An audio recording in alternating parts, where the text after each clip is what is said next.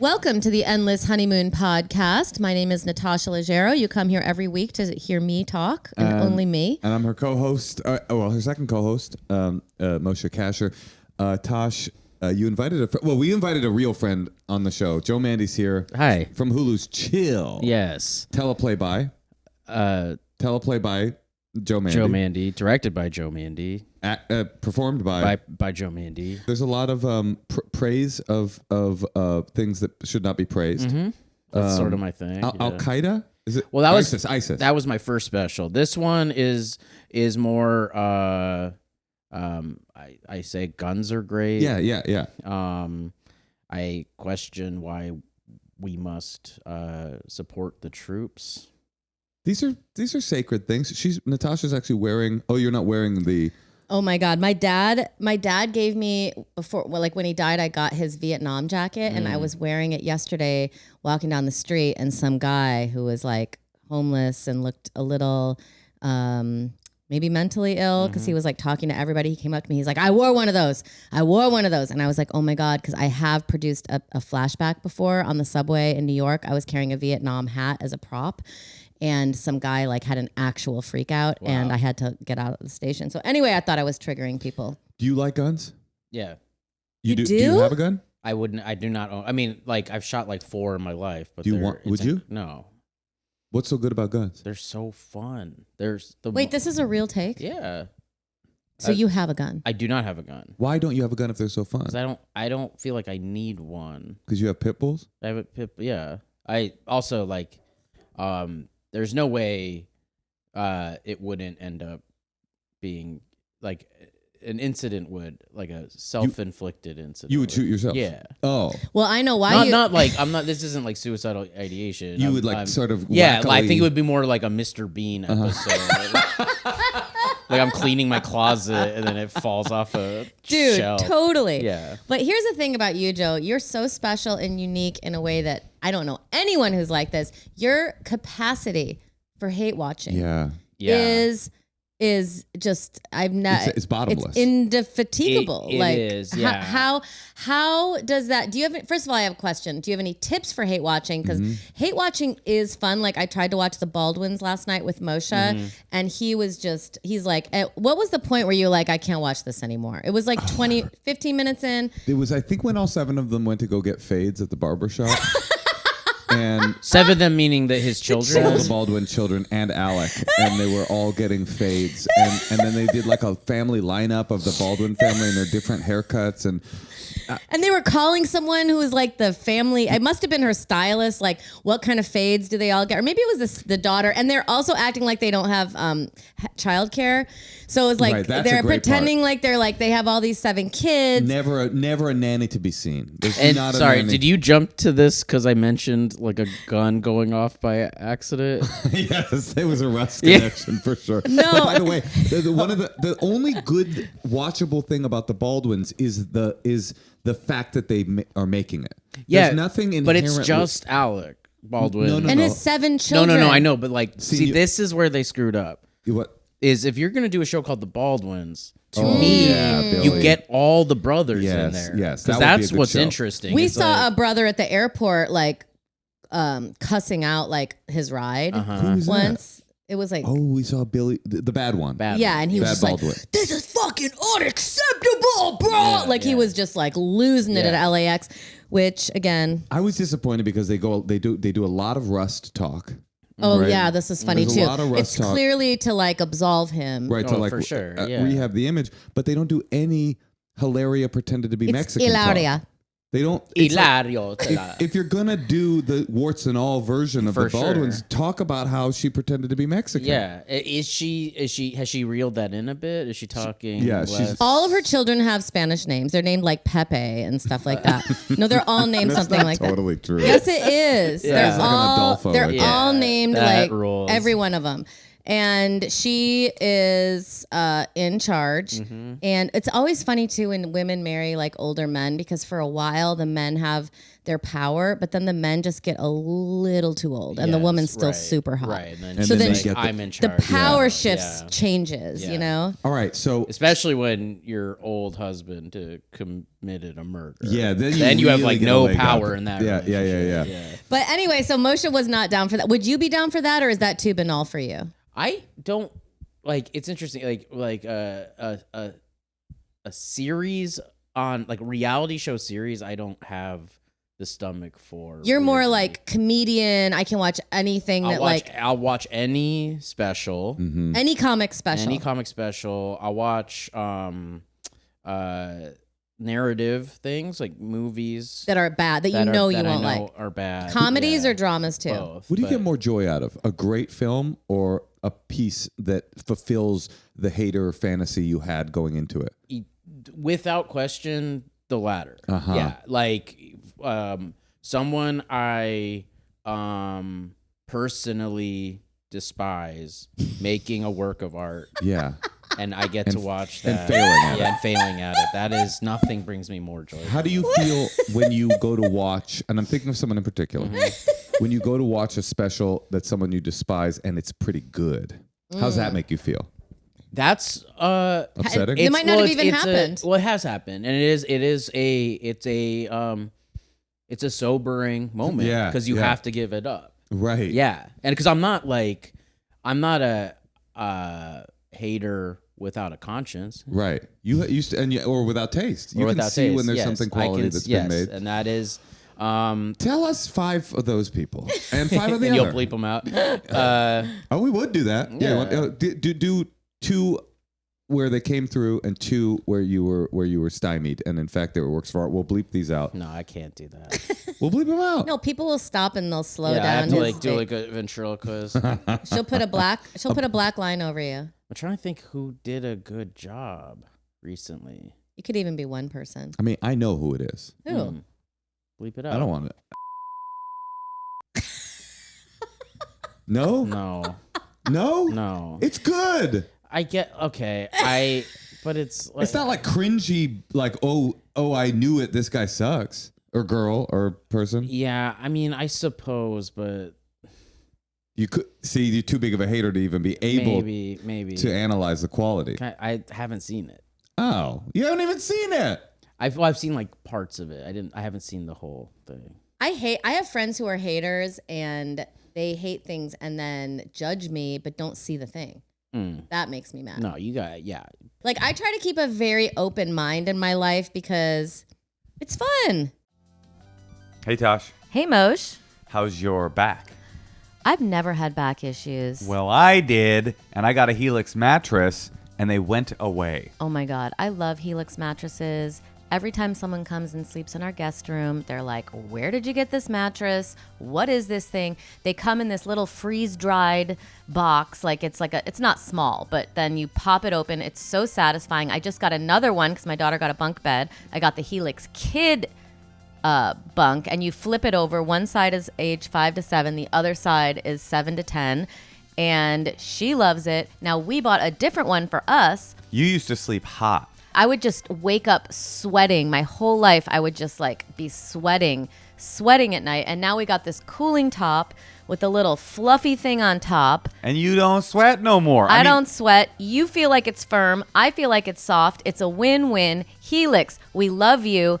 Unfortunately, we've already outfitted our entire house with your mattresses and all of our friends' houses. So I don't even know if we can buy any more Helix mattresses. That's true. You go to helixsleep.com and take that sleep quiz that they've got, and it totally will make a mattress that is right for you. I used to have lower back issues. I got a firm mattress, and it went away. Natasha used to sweat. We got the cooling top, and it went away. And if you're looking for a new mattress, the time to get one is right now. And whatever your problems are, snoring, back pain, sleep apnea, sleeping through the night, sleeping too hot, Helix can help you. They have a special mattress for you. Go to helixsleep.com for 20% off site-wide. That's right. It's their spring savings event until April 30th. You can get 20% off site-wide.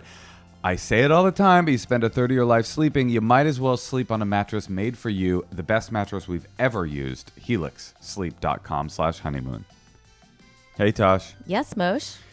Why are you so good at so many different things? Specifically, I'm wondering about why you're so good at interior design. Oh, well, I watched Kelly Wersler's MasterClass. Why are you so good at comedy?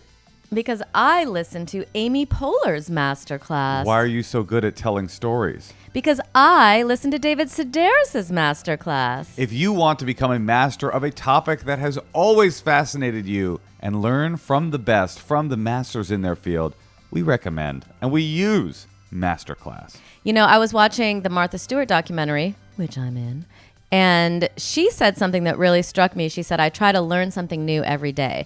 By the way, Martha Stewart has a great MasterClass. I just started it. I love MasterClass. And for just $10 a month billed annually, a membership with MasterClass gets you unlimited access to every instructor. You're getting in on the secrets of the greatest people in the world for $10 a month. When you have access, you can achieve excellence. Oh, heck yeah, you're an inspirational speaker. And these classes, by the way, make a difference.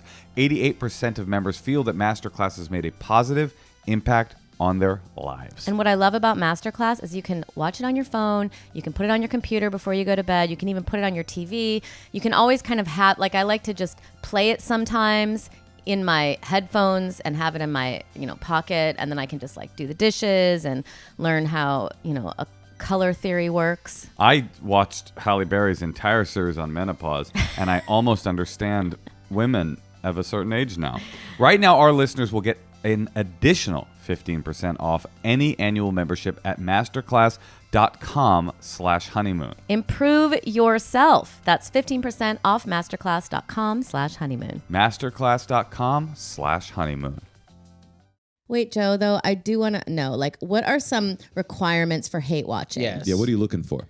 Well, you got to keep tabs on pretty much everyone in the industry. Right.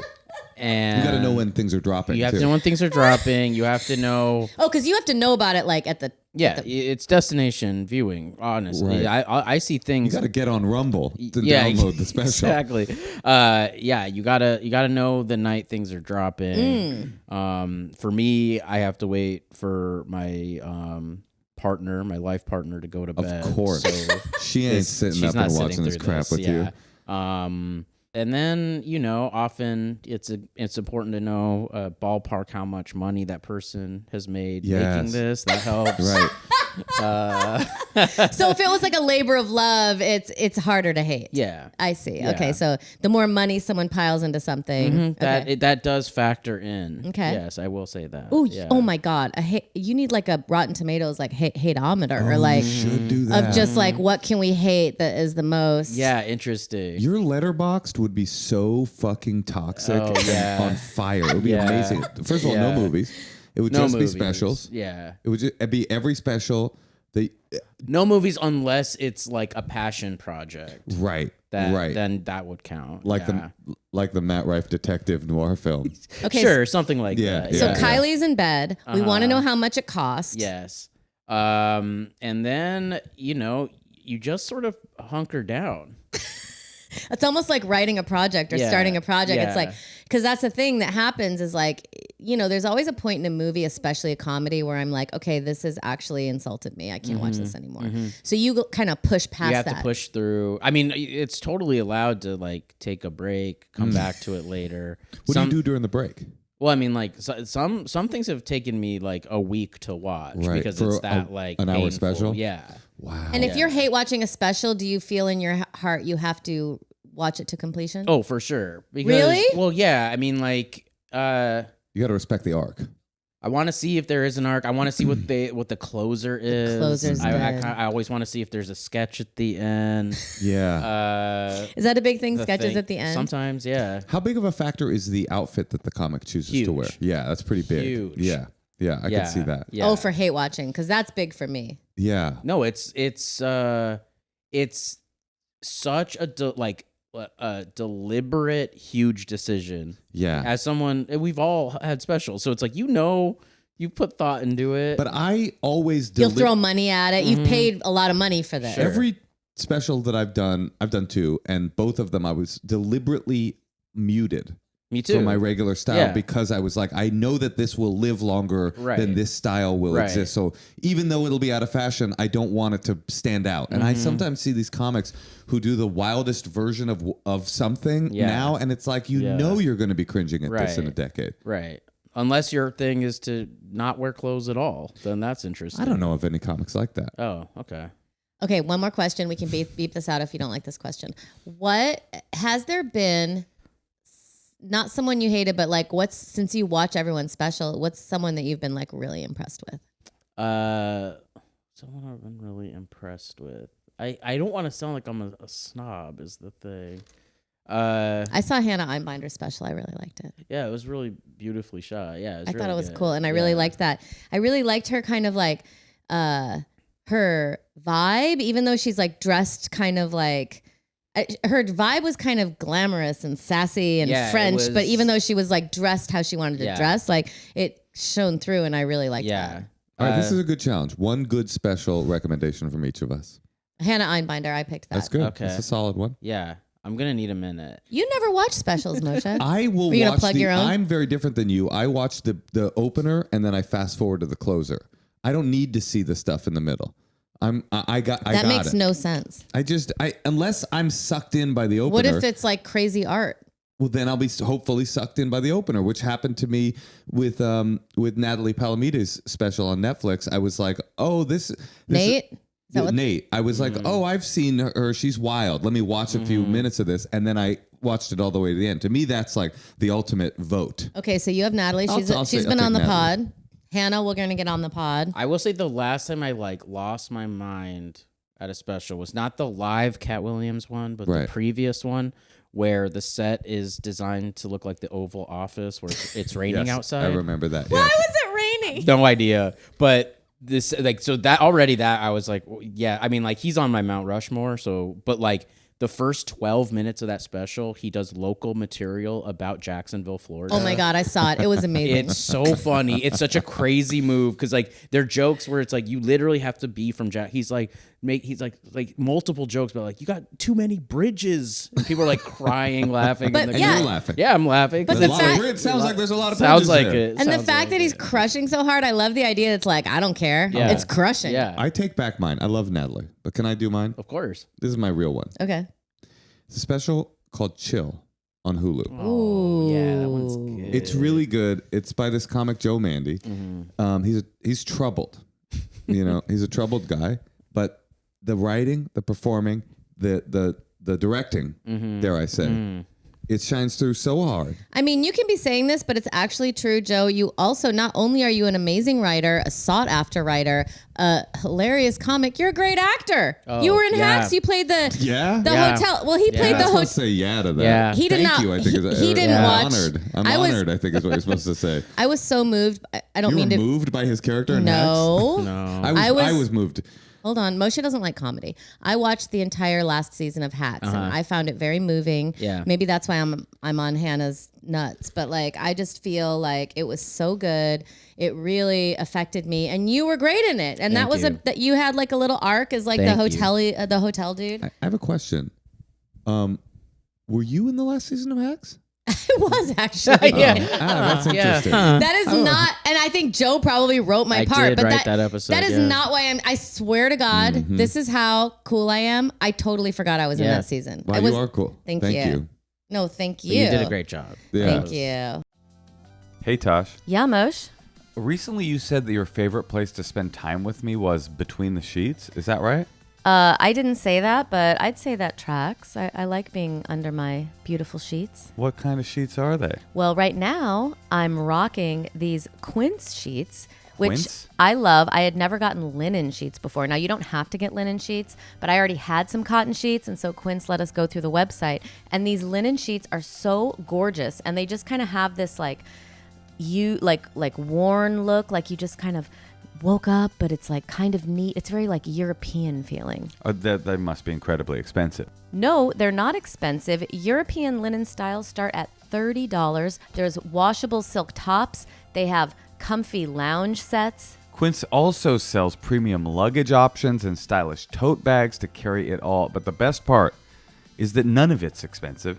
All Quince's items are priced 50 to 80% less than similar brands. How do they do it? How do they do it? Partner directly with top factories. Quince cuts out the cost of the middleman and passes the savings on to us. Stuff's never been more expensive in the world, and Quince has done the dirty work of making things that are high quality, super luxurious, cost a little bit less, and we could all use that right now. Also, Quince only works with factories that use safe, ethical, and responsible manufacturing practices and premium fabrics and finishes. I love that. I feel like I'm sleeping like Oprah. Yes, we all know that Oprah only sleeps on ethical sheets. For your next trip, treat yourself to the luxe upgrades you deserve, like a silk top, a high-end bag. Go to quince.com/honeymoon. They've got 365-day returns. No joke. Plus free shipping on your order. That's QUINCE.com/honeymoon to get free shipping and 365-day returns. Quince.com/honeymoon. Hey, Tosh. Yes, Moshe? You've recently stopped screaming you smell like shit at me every morning. What's going on with that? You do smell better. What am I smelling like these days? Well, you have this nice kind of Palo Santo, earthy, not too strong, but like it's almost like my favorite incense. You know, like when you walk into a shop and you're like, why does this place smell so good? That's that Cremo. It's Cremo deodorant and Cremo body wash. That's what I've been using. You can elevate your man's deodorant experience with Cremo's 2 latest signature scents, Italian Bergamot, which Moshe has been also wearing. I love that one. It's a very bright, fresh, robust smell. And it's got a little bit of neroli blossom. I love neroli. It smells so good. And then there's also my favorite, the Palo Santo, which is kind of a deep, smoky, refined smell. It smells like Palo Santo, cardamom, dry papyrus. Yes, I have a very good nose. I have been smelling like dry papyrus lately.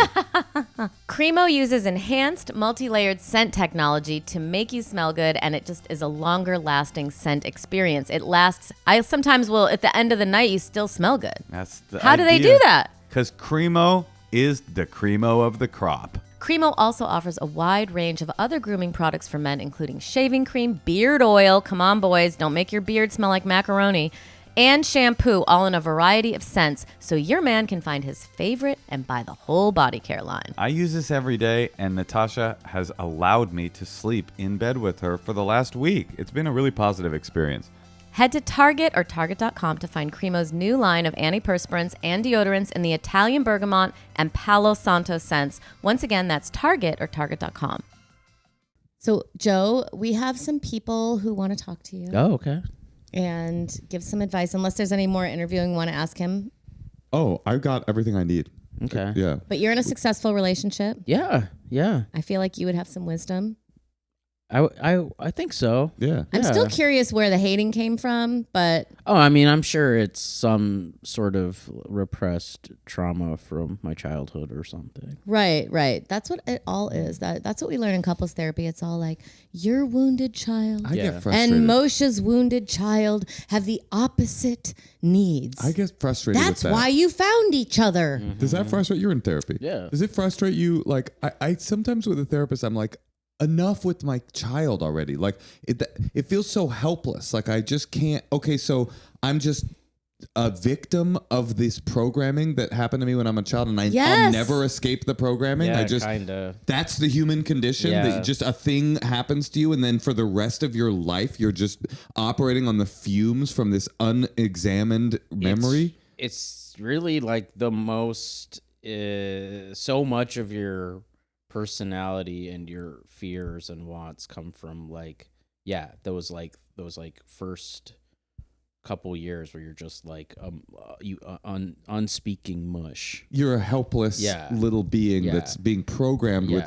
And even when the people raising you, protecting you are trying their best and showing you love, they're damaging you in innumerable ways. And also, but not just damaging you and also making you a great writer and also making you a hilarious stand-up and also making you a resilient person.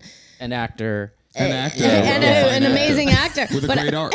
Yeah. Right. But but all those things like that's because now having a child, I'm like, well, all of the things that were so hard for me are obviously helping me in my life because I am strong and when you have hard. a child, you look at them and you go, what thing? Because like if I feel like I'm nailing it with my kid. I don't feel like but I know I'm not. I know that I am already beginning the process of things that are being programmed into her psyche that she will be talking about in therapy someday. And I'm like, which thing is it? Yeah. What is it? Do you have an analysis of what it is? Well, starting to DJ again. That isn't good. Yeah, that's got to be not bad. Great. Well, I was talking to, Cyrus, our friend Cyrus last night, and he was like, because I was saying, well, Moshe is showing our kid movies, like he showed her Back to the Future. It ain't that. No, I know, but he's like, my plan is when, as soon as they hit early puberty, start showing them everything I'm interested in. And I was like, and his wife's like, oh, you like have already worked this out. But I was like, he's like, that's when I start showing like John Hughes and like everything that like affected me like early, like, cause I was like, Moshe's already like kind of taken her and made her into this like fantasy world thing of like Lord of the Rings and Harry Potter. And I don't like any of that stuff. So now she's really into that stuff. He's like, no, now you take her at early puberty and show her all the sophisticated stuff you're really into. Right. So anyway, I thought there's that was no trauma that will come from you forcing our 12-year-old to watch French noir films on a marathon. There's not. Do you want to hear a great joke she wrote? Yeah. I showed her Planet of the Apes. Okay. The original? The Franco reboot. Okay. And the last line is that Caesar, the ape, grabs Franco, and who's his like father figure, and whispers in his ear. He's like, Caesar, come home. And Caesar whispers, Caesar is home. Next day, we're at an Italian restaurant eating a Caesar salad. She grabs the back of my head and pulls me towards her. And she goes, Caesar salad is home. Okay. Yeah. Isn't that hilarious? Do you think she can get a job on Hacks? That's solid. Yeah, writer's assistant maybe. You think she's ready to be a writer's She assistant? can't read, but That's not a reader's assistant. That's true. Okay, listen, we have someone waiting to talk to Joe. So let's take a call. We have Mary Lee and Brooke calling from Seattle. Oh, I love Seattle. I'm going to Seattle. We're going to Seattle for the Endless Honeymoon podcast, July 15th. And we are out to Sir Mix-a-Lot. Okay. But he has not responded. Yeah, we're out to Sir Mix-a-Lot, and I've sent him a DM, and it says not read, not open. Listen, what would you do in this situation? Okay, before we go, actually, we can bring our Seattle guests in. We DM'd Sir Mix-a-Lot from Natasha's account. Okay. He has not read it, has not responded. I have his cell phone number. Well, I have procured his cell phone number. Someone's going to get in trouble for giving you that number. Brooke, we need some Seattle advice, okay? So just hi guys. Here's the deal. We're coming coming to Seattle July 15th for a live Endless Honeymoon podcast. We want Sir Mix-a-Lot to be one of the guests on the show. We have DM'd him. He has not read the DM. I have been through various channels given his personal cell phone number. He does not know me. Do we cold text Sir Mix-a-Lot? What I would try first is one of you. I think you just change your avatar to a big butt. A butt. That's a great. He loves those. Yeah, he famously. I think, so if your avatar, you only would have to be like a couple days probably. Yeah. Send him another DM. He'll see the avatar of just like a big juicy ass. He's clicking that message. Clicking it. Mary, Brooke, That's what do you not guys? a bad idea. You guys are Seattle people. What do you think? How do we approach Sir Mix-a-Lot in this particular way? Well, we do get, socially overwhelmed, the Seattle freeze. So he might just ghost you. Give it a try. You think Sir Mix-a-Lot isn't writing back because he's feeling a little overwhelmed? He has right seasonal depression. I love big butts and I cannot lie, but I hate long winters. I hate a long winter. Need more sunlight. I bet he'll be ready for a July. July is perfect. I love big butts, but I cannot lie. But a longish winter makes me cry. Sir Mix-a-Lot. Okay, so Mary Lee, I see you have a child there. I see a little head coming up. You have amazing skin. You guys are clearly young parents. What's happening? How can we help you? Well, we're young parents and we're old parents. We have a 17-year-old and a 10-year-old and an 8-year-old. Wow. And this baby. You have 4 children? Yeah. How old are you? Wow. I'm 35, but Brooke is 46. Wait, you you're go. 35 with 4 children? The oldest, the 17-year-old, is just blood mine. Blood mine. Blood mine. Blood mine. That's my favorite video game, actually. That's actually how Elon Musk became a billionaire, I believe, was a blood mine. Right. Okay, how can we help?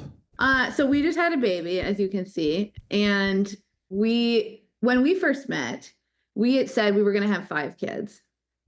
Things happened, and we haven't gotten to this magical 5 kids number until we had this baby here. And we said if he was really cute or really difficult, like if it was really good or really bad, we would want to have another kid. And so far it's been really good. You guys are like legit breeders. Yeah. You're like in it for the breeding. That's fascinating because you seem cool. Thank you. So that's kind of where my question comes to is 5 kids uncool? Because at some point it's hard to be cool and be in touch like at all. Wait, you're asking if it's hip? No, like will we be unable to be cool? Like Will we be unable to connect? Like, are we just going to become insular? Not to talk too much of your childhood wounds, but what is driving you? Like 4 children is a lot of children. Like I have a friend who has 2 kids and she goes, I just keep seeing an empty seat at the dinner table. Something's missing. She just like truly believes in her heart she needs to have another child. Like what is it that is drawn? Because like you already have the gaggle. Yeah, we do have a gaggle. Have you by chance watched Ilaria and Alec Baldwin's reality show? Watch that actually. That might be the deciding factor for us. 5 is a lot. Joe, I'm very curious to hear you weigh in because you're a no kids. I'm a no kid. We're a 1 kid. You're a 1 kid. You're a no kids. How does 5 kids? How does that strike your palate? I mean, it's just it's unimaginable to me. I don't not support it. I think it's just it's honestly, it's like when you like go to Spain and they're like, oh, we take naps every day. I just can't imagine. You can't comprehend what that means. Right, What like your life is like. The shop closes from 12 to 2. So it's a bit like that. It's like it sounds like Seattle is Spain. It is a lot like that. I would say. Absolutely. I would say once you're at 4, what fucking difference does it make? That's sort of because you don't have a middle child. Because I knew another woman who had 3 kids, and the reason why she had 4, she told me she didn't want there to be a middle child. Brooke, do you ever think what it's going to be like at like 60? Because I was watching Alec last night, and it does not seem he's like running around pretending he's still 30, but he's like definitely not. And it seems that reality show is the most time he's probably ever spent with his children because he has to do it like on camera, and it's a lot. I mean, 7 children. Yeah, I'm gonna be old as fuck. So is your question like, is this baby cute enough to stop? Let's see. Oh yeah. Put him on the glass, as Mix-a-Lot says. He's pretty cute. That is pretty cute. How could you? Yeah. Oh my God, he's pretty cute. Wrap it up. Is it he? Oh yeah. Don't do it again. Yeah, it and you know seems what? like you're good. You're good, and put that energy into the 4 existing, or you know what I mean? Like that baby why is keep cute. going? Really like this whole thing of like, it feels very young to have in your head like a set amount of things you want, like a set amount, or it just feels a little immature. Okay. I don't know. Who cares if it feels like, oh, I want to label myself as someone with 5 kids or 4 kids. Why 5? Yeah, that's a good question. Why? My dad was one of 11, and they all had kids, and so I just grew up with a huge amount of family. Does around. 4 feel small to you? It feels like it feels normal. Yeah. Well, it ain't normal. No, it's a lot to me. Yeah. So 5 feels you're at the smallest amount where it's a big family. Is that what you're saying? Dynamic would be different because he would have a sibling that he was close to in age. That's a good point. Yeah. Here's the thing, though. It's But not. I will say, devil's advocate is some of the coolest people I've ever known are the youngest of this sort of situation with much older siblings. Mm-hmm. That's interesting. I have that is a cool dynamic actually, because So to create a really cool kid, Yes. you should have one. who's getting interest from multiple generations, because you have literal multiple generations in your family. So everybody's lacing. What's his name? You don't have to say. Johnny. Everybody's lacing Johnny with their generational game. So he's getting all this information. That's what I'm saying. That's really, yeah. He is so cute, though. I feel like he wins. I know, he's so cute. He really is the cutest. So the next oldest is 8, you said?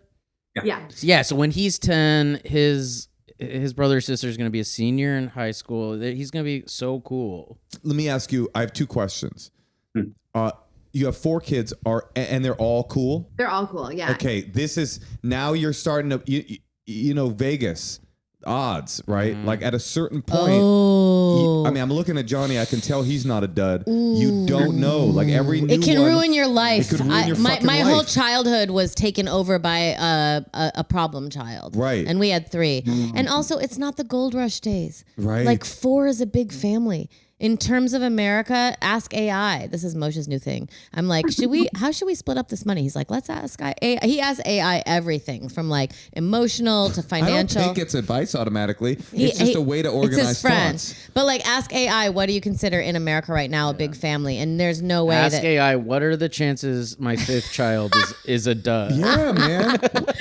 But on the other hand, the guy who, the programmer and creator of the video game, Bloodmine, yeah. Elon Musk, he says that overpopulation is the biggest, underpopulation is the biggest problem we're dealing with today. And if he says it, I believe it. That settles it. Right. Okay, so we should have more. Yeah. Well, according to Elon Musk. According to Elon. So how do you feel about the rest of Elon's philosophies? wait. You got to synthesize. You have to have more, but you have to pay your employees to let you inseminate them. Yeah. That's something the move. like that. Yeah. Listen, Johnny knows what's up. This is like one of the cuter babies I've seen in my life. He's going to have like an 8-year-old older brother, older sister, whatever it is. It's enough. Like you got a built-in babysitter. He's going to have some play dates. It's all good. Don't have another kid. You don't need it. Or do it. Or do it. Who cares? Maybe if it accidentally happens. That brings me to my last question. Your 17-year-old, how likely is it that they will be upwardly mobile and financially secure? Or are they like a classic 17-year-old where they're going to be... She's going to do well for herself. Okay, then forget it. Presidential energy. You don't want that. What you want is like a 17-year-old loser that's clearly not going to move out for a couple decades, because then you can have the 5th child with impunity because you've got a third parent figure. But if she's like seeming successful and she's going to leave the roost, you're screwed. Don't do it. Yeah. Okay. Home on the prairie vibes. Yeah. If you guys live on a ranch, that would be a great move. And we very much don't live on a ranch. We're like very much city people. It is a wild choice to live in one of the most expensive urban areas in America. No, we didn't do it on purpose. We both grew up here. So, but I do think like getting this thing out of your head, like 11 kids 50 years ago or 20 years ago, 30 years ago, it's different than like 4 kids is a lot of children. That's a big family. I mean, and the Baldwins, like, and the Kardashians, all these people who like try to show you that they have all these children, they're like very, very, very rich. Are you guys very, very, very rich? No. Okay. So I think it would be better for your resources to really like. And even with all that wealth, you'll have a Rob Kardashian. That's right. You know what I mean? There's always a chance. So listen, get out like 4 kids. That's awesome. Think of all the time you can like divide up. Because our friends with 3 kids we just went to Disneyland with, they were like, they spend a half an hour talking to each kid each night at bedtime. Yeah. Like already I'm like overwhelmed at bedtime having to give 30 minutes. He gives 30 minutes. 3 kids, 5 kids, like something. No, we don't do that. Maybe we're not good parents. I think the Sonics are coming back, so you might want to just save that money to go to basketball games with your. This feels kids. very you-centric and Seattle-centric. So yeah, it works. I mean, I'm excited for the city of Seattle. The reality is, you guys are clearly going to have the 5th kid, and none of the things that we've said today I mean, nor difference. Should you take the advice of 3 comedians. That's also true. The real reality, though, is that the decision to go from 4 to 5 is so much less impactful than the decision to go from 0 to 1 is the biggest. But from 1 to 2, that's huge. Yes. At 4 to 5, you're already in chaos. Like, what fucking difference does it make? Truly. I say go for it.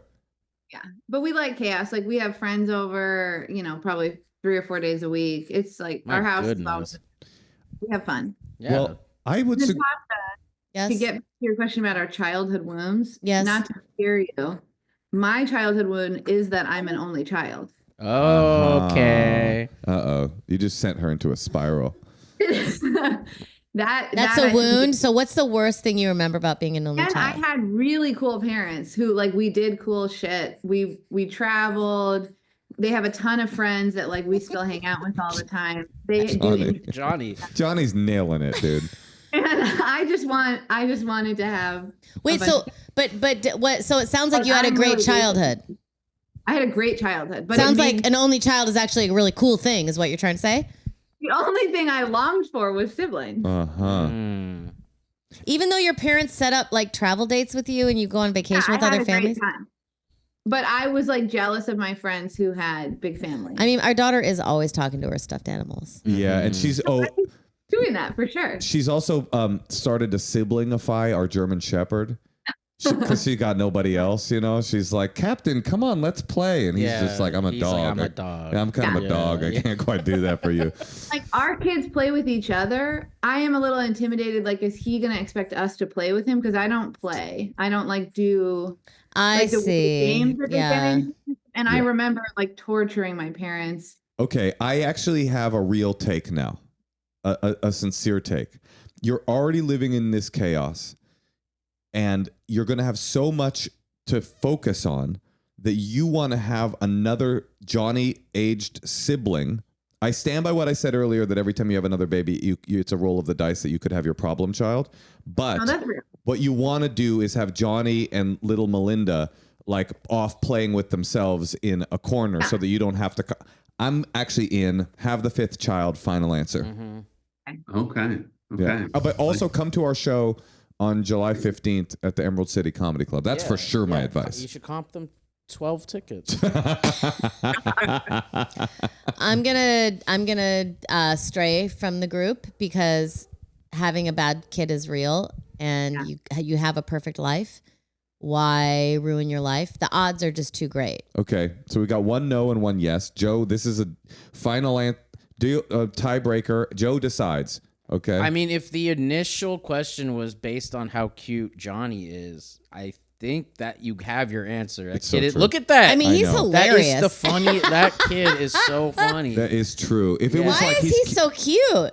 If you were looking for cute enough to stop, you got it, right? Truly, and I am unbiased. And you're not a kid person. I'm not a kid person. That's a cool looking kid. Yes, so that is my answer, but also like. You don't really feel comfortable setting their fate in I hear that. But Joe's saying don't have another kid. I think that's your answer. But I say do it. Personally, I would use the money it would cost for childcare and schooling to buy season tickets to the Sonics when they return. Would you buy any other tickets?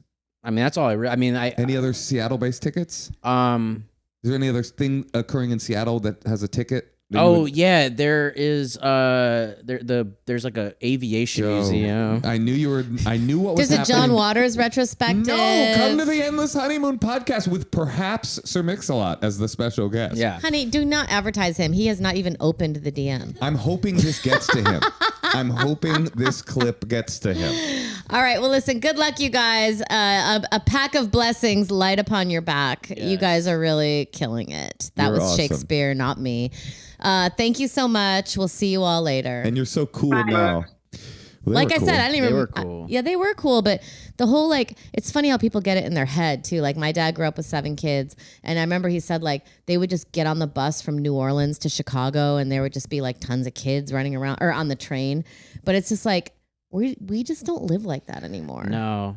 Oh, and then my aunt would say, my aunt was like, I did all the cleaning, and then the 3 older girls would do the cleaning, and then Diane would do the cooking, and Bunny would do the ironing, and then the boys got to do what they want. Like they had like a whole inner family system. And you do the problem with the Baldwin thing, to come full circle, is like they're probably lying, and they probably do have like weekend nannies, evening care, of course, daytime nannies, and people picking them up from school. And so it's like they're not getting that benefit of the prairie life. Right. There's no internal system like that. There's no I'm taking care of wheel or anything. Right, in the Baldwin house. But with these people, maybe there is that. Polish the gun, clean the gun. Oh God. De-rust the gun. By the way, Rust is coming out. I know. Which shocked me. See, that's destination viewing for me. Yeah. You're going to watch that for sure. Day one, for sure. Day one, you're watching Rust? No question. Yeah. Yeah. But that's what's so interesting is it's like you're watching it in two different dimensions. You're watching a Western, like a regular moviegoer, and you're also watching the movie where Alec Baldwin shot someone. Yes. Yeah. They're separate almost, but they're happening simultaneously. Yeah, it's like Tenant. It's a lot like Tenet. What's Tenet? It's the Christopher Nolan movie? It's his most unwatchable movie. Where things are like things split. are happening at the same time. One going forward, one going backward. Would you watch a Woody Allen movie that came out? Or is that not deep enough in your interests? Actually, like I never saw Wonder Wheel, so I guess that never the appeal sort of waned. Oh, Wonder Wheel was the one after that was supposed to be really bad. Mm-hmm. That was the one where the trailer just said it went like Coney Island, the 1950s. Like they couldn't even couldn't land on an actual year. I was like, I'm close enough. Yeah. Woody Allen has always like so much focused on like rich white people. I'm like, why didn't he ever like try to find another culture? Yeah. Oh yeah, that Woody Allen's cool. Black movie. Yeah, I would that you'd that. watch. I would watch that. That you'd watch. Yeah. Just like a bunch of like clarinet playing fellas. He should co-direct with other, people who aren't just like rich white. Yeah, like Issa Rae or something. Yes. Yeah, the Issa Rae. Woody No one Allen. will co-direct with him though, probably. I would watch that too. All right, listen, we have one more person who wants to talk to you. Is that okay? Of course. Hey, Tosh. Yes, Moshe. When you think about meals being brought to your refrigerator that you can heat up quickly and eat, what are you thinking? You're thinking Salisbury steak. You're thinking Hungry Hunter. You're thinking let's watch Let's Make a Deal while we don't talk as a family. That's not how Tempo gets down. It's convenient meals delivered to you for the modern generation. It's healthy. It's delicious. It's the best. And if you're now thinking about how to get your diet in order, we recommend that Tempo. Tempo's a weekly delivery service that delivers chef-crafted meals from a dietitian-approved menu fresh to your door. With new recipes each week that are made with real ingredients and nutrient-rich, they make it easy to keep up with a healthy lifestyle. They've got all different kinds of meals, too, for your dietary restrictions or taste preferences. They've got protein-packed, calorie-conscious, carb-conscious, and fiber-rich. And my favorite, all gummies. No, they don't actually have that, but that would be good, Tempo. Think about it. However annoying your diet is, Tempo's gotcha. Tempo has a meal for you. And for a limited time, Tempo's offering our listeners 60% off your first box. That's a crazy deal. That's nuts. Go to tempomeals.com/honeymoon. That's tempomeals.com/honeymoon for 60% off your first box. tempomeals.com/honeymoon. Rules and restrictions may apply. Okay, so I love this name, Renard, which is a French name, I believe. And he is calling, or she is calling. They are calling. Actually, it's a they.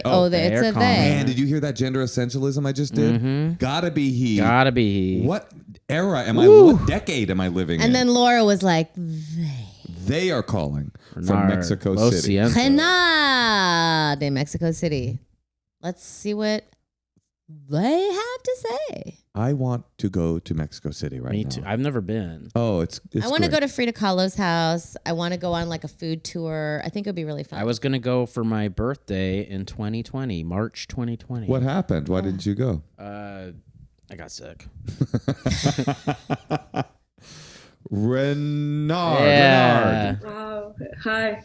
Mucho gusto. Hey, it's Natasha, Moshe, and our good friend Joe Mandy. You're excited. I can tell you're excited to talk to us. We are excited to talk to you because you're in Mexico City, and that blows our fucking mind. I'm Mexican, right? Well, we've met Mexicans before. I'm saying the fact that you're calling from Mexico City, yes. Listening to the podcast there makes us very excited. You don't know how much I love you guys. Oh, we love you. So Renard, how can we help you? You're deepening. That is how you say it. Well, how do you say your name? Like in Spanish accent, like Renard. Renard. Okay, that was actually better. Even if it was French, it's not. That's Jewish. It's in French is like Renard. Renard. I didn't know that. Okay. Renard. I prefer the tongue roll. Renard. Okay, so Renaud, how can we help you? Pretty good, Tosh. Thank you. I am in a polyamorous relationship. We already knew. Renaud. We could tell. We could tell. Just from the tattoos. Yes. I'm married. And also, I was in a relationship with my ex-girlfriend, and we broke up last year. Okay. So Okay. when I wrote to your producer, I was like thinking about getting tips to deal with my grief because of the breakup. Getting what to deal with your Tips. grief? Oh, tips. Yeah, and still have a good relationship with my wife and keeping everything chill. Mm-hmm. But now I always remember Moshe saying that we should like stop talking about it someday. Oh yes, that's one of my theories on heartbreak is that you get like 6 months to talk about it every day, and then you gotta just snap out of it. You have to stop because the more you talk about it, it's like ripping a scab off. It's like you never heal. Yeah. Wait, hold on though. Are you saying that your polyamorous marriage didn't work? No, you're exactly wrong. Their polyamorous marriage did work. That's still happening. So in your face, the marriage worked. Yeah, Boom. the marriage is working very good. Yes. Yeah. But the girlfriend that was the spin-off, you broke off. That's the problem. But why are you aren't you supposed to not be emotionally concerned about the girlfriend? Aren't you supposed isn't your main emotion supposed to be towards your primary person? No. Hey, that is good. Does primary mean anything emotionally primary? Yeah, it should. I think, for me, emotions are always like they can get in front line and sometimes they go back. So it's always changing, right? Sure. So what's at the front line always in poly? For me, in my case, is I have a commitment with my wife that goes beyond only feelings. It's also my life, how I share my days, my hours. So it's very practical also with a lot of logistics. There are also another connections that I can have, but they're not so compromised in logistics and social life, for example. Mm-hmm. So there's a difference. Is part of the problem that you're having grief around the end of the relationship, but you can't turn to your wife to process the grief because she's not the right person to go to with your grief around a breakup. Is that part of the problem? She actually is, but now I decided that this podcast is like my way of getting closure. Oh, good.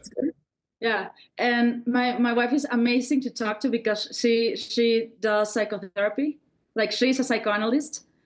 So she's amazing for that, but I don't want her to have all the baggage. And I tend to share too much with her because I'm very open, but I want to be also responsible with her and not every time I'm like griefy or just want to cry a lot or be crazy, just go with her. I want to be responsible. So what's the worst part about the breakup? What's the thing that you want to absolve yourself of? What happened? Like what's the bad feeling?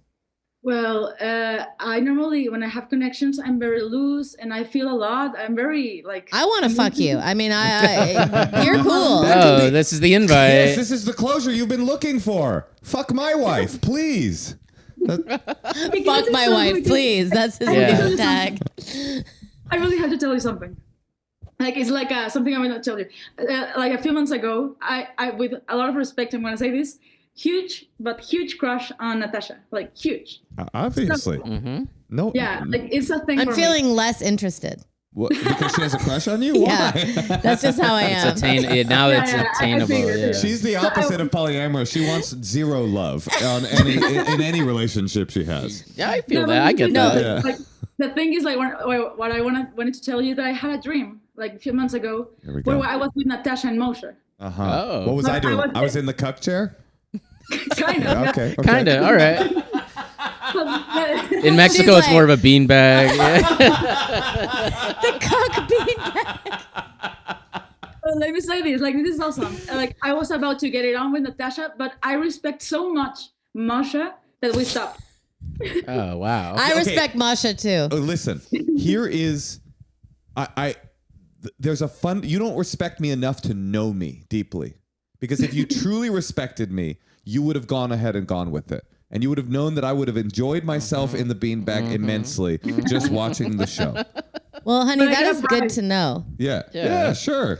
Okay, so let's take it off me for a second. And so this ex, what is it about them that is the biggest issue to you? If you had to name one thing.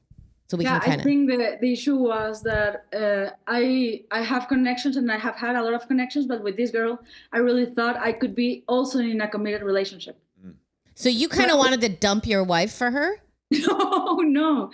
Like at the same time, like with different maybe dynamics, but I also wanted to give her a lot of my time, responsibilities. People support. describing polyamorous emotional entanglements to Natasha is And like to anyone. is You like guys aren't in poly it's relationships. like telling like a gold rush prospector about the internet.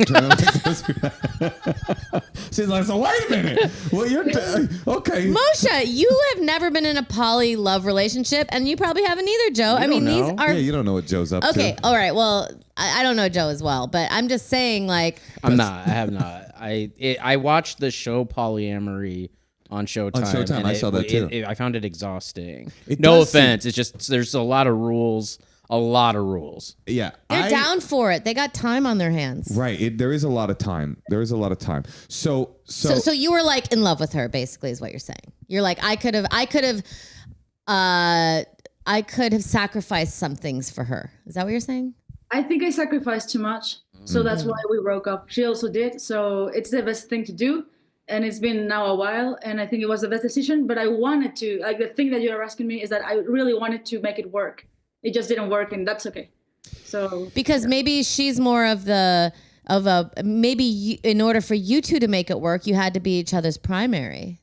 Yeah, maybe that's a possibility. And you already have the primary. Look at you. There we go. Tosh. Oh, there you go. So I think your next metamor, if I can keep using the lingo, it might be, you might hate this advice, but you might want someone you can dominate a little easier.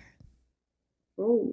Well, that is interesting what you're saying. I like that. You're kind of saying that if you're going to declare someone a primary, I don't know, because her primary is her wife. Their primary is their wife. So then maybe the problem was that you were attempting to have two equally emotionally impactful relationships. Maybe in the future, the people that you date that aren't your primary. I mean, I know this is hierarchical and that's bad in poly these days, but maybe it's okay. I'm open to everything. Yeah, maybe that's the secret. Is like, okay, that's what I said. I'm agreeing with you. If it's a polycule, then there's a covalent bond. Okay, yes. Two primaries, and then you're dealing with bonds here, and bonds are the only stable currency in the United States market right now.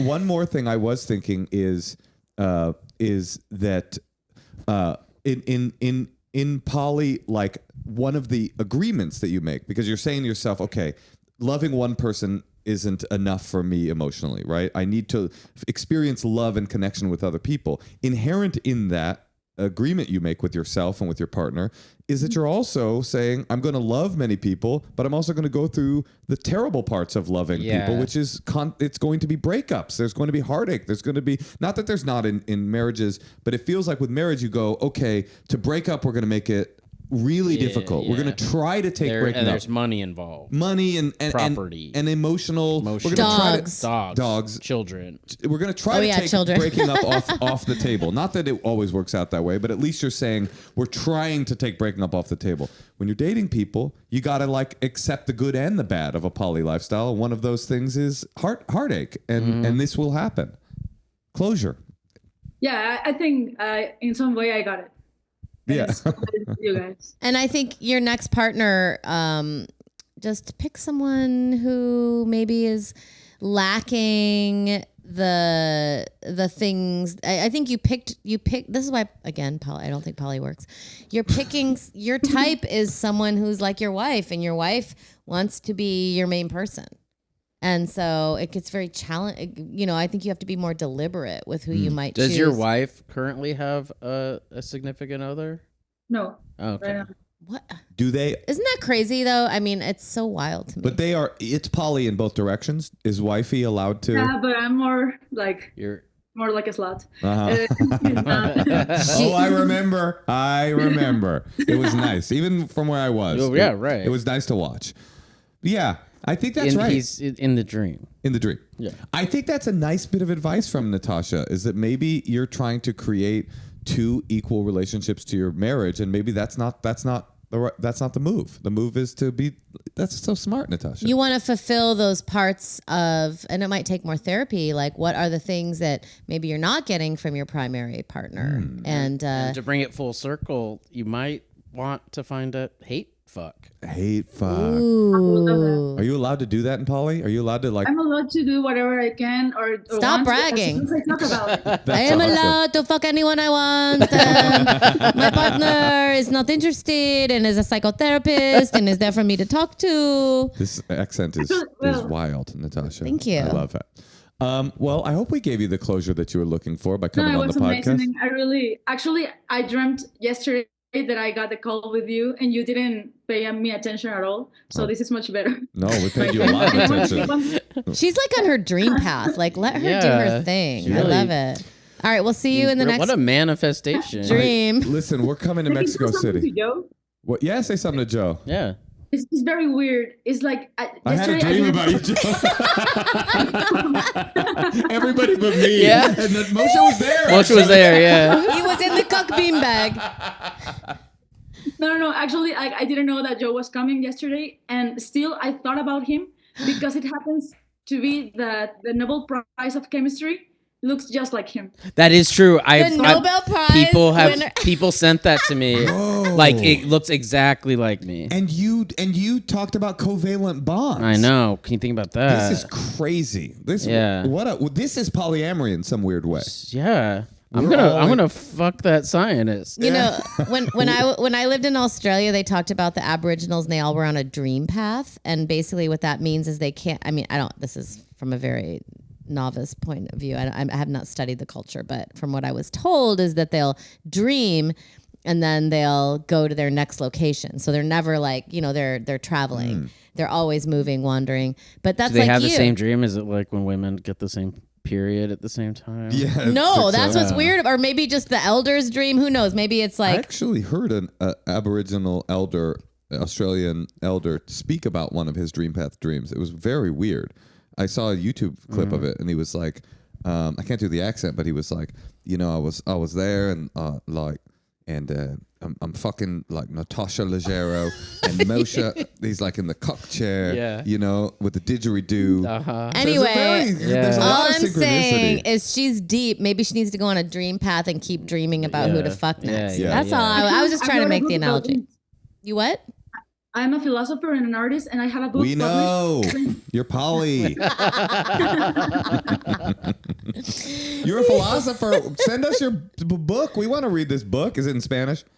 I will translate it for you. No, wow. I would read it. No, like in ChatGPT. Okay. Yeah.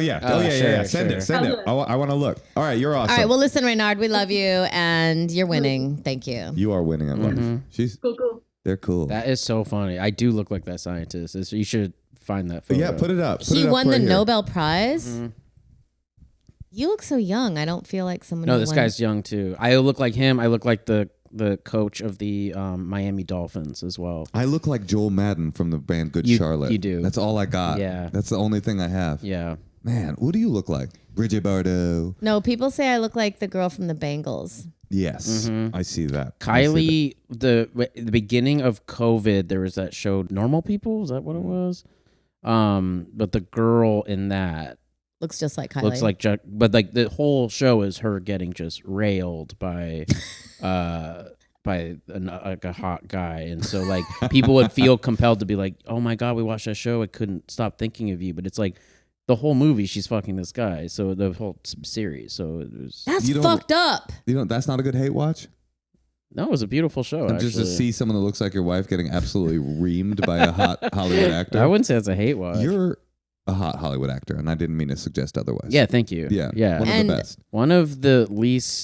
One of the lesser ranges in Hollywood. Is that? I have no range. Oh, under special skills on your resume, it says no range. No range.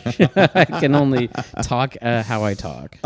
Chill is on Hulu right now. It's a wonderful stand-up special. Joe's one of the best comedians that lives. Friend of the pod, friend of life. And do you have actually. any dates you'd like to promote? I have no dates. I am stuck in writers' rooms for 6 months. Oh, that sucks, dude. Yeah. Oh, you got like one of the unattainable jobs in Hollywood? I have 2, actually. That I have sucks, 2. man. I'm so sorry. I'm going from one show to another. That's brutal. Yeah. That's brutal. You're making like tons of money and stuff. Yeah. He's in demand. Yeah. All right. Well, we love you. No, this is better, actually. You can't see Joe live. He's not available. He's too Not in for demand. a while. Yeah. So watch my special. Watch Chill. Yeah. If you want to chill with Joe in the meantime, go to Hulu. Hulu. Joe, we love you. You're so Love you funny. too. You're the best. Thank you.